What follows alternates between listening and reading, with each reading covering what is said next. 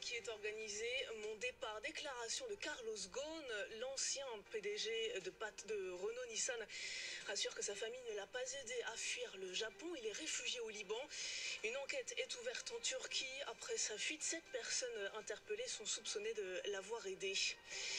Jean-François Cirelli regrette d'être pris à partie dans une polémique infondée. Le patron de BlackRock France vient d'être fait officier de la Légion d'honneur à la demande de Matignon, décision vivement critiquée par les opposants à la réforme des retraites.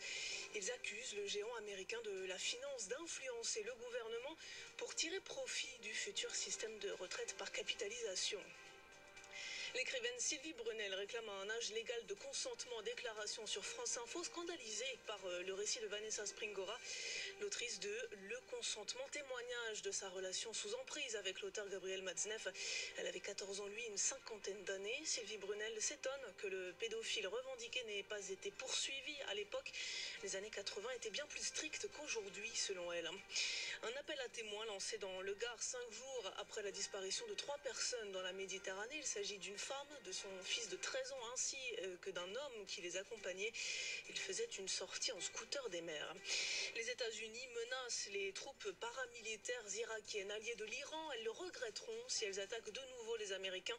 Déclaration de Mark Esper, le chef du Pentagone, 2 jours après l'attaque de l'ambassade des États-Unis à Bagdad par des manifestants pro-Iran. France Info. Et tout est plus clair.